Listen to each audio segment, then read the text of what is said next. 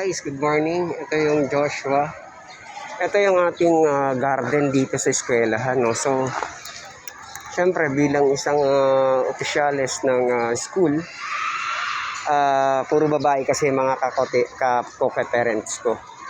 So, yung naglinis sila, ayan, kasi wala ako kahapon. Ayan, ito yung mga basura, no?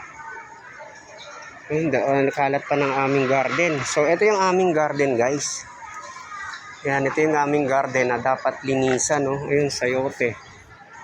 Dito yung mga tanim. Ang dumi nga ng aming garden, no? So, syempre, dahil puro babae yung ating kako-parent dito at maulan, no? So, wala sila. Ako na magliligpit. Lilinisan natin yung area para dun sa igagaganda ng eskwelahan din. Kasi harap ito ng school, oh. Harap ng school, guys. Yan. So, ito, hakutin ko to, guys. Lilinisan natin to gaya ng ginagawa natin doon sa aking taniman, no? So, syempre, bilang isang PRO lang ako rito, pero syempre, officialis pa rin, no? Dati akong presidente ng grade 4 na nakaraang taon, 2 years ago, no?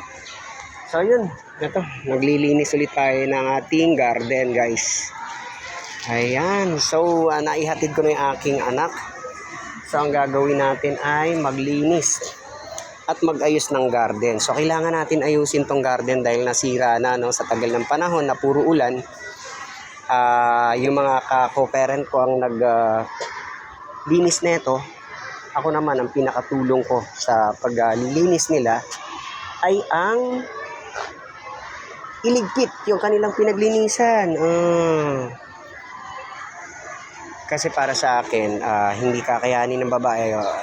Pero kaya naman siguro ng babae kung marami sila, no? Pero syempre, tayo naman yung lalaki, tayo yung maglilinis para sa mga mabibigat na part ng linisin ng eskwelahan, no? So yun, guys, ito yung ating taniman dito sa ating garden, no? Ayan, kamatis, walang tumubo. Sayote, hindi ko alam kung tumubo, no? Dahil nasa madumi yung area. So, hindi kagaya ng aking taniman doon na talagang malinis at may mga tanim, no? So, dito naman tayo magtatanim, guys. Let's go!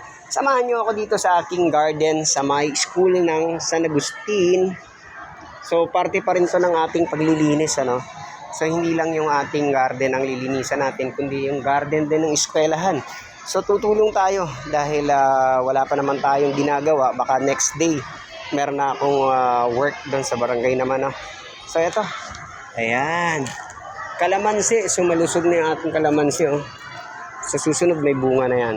So, ayan, guys. Let's go tayo, guys, no? At tingnan natin. Uy, nyug natin. Meron bunga, oh. Ang ating buko. Ayan. So, handa na ba ang lahat? Tara. Guys, samahan nyo ako. Maglinis tayo ng ating garden. Let's go.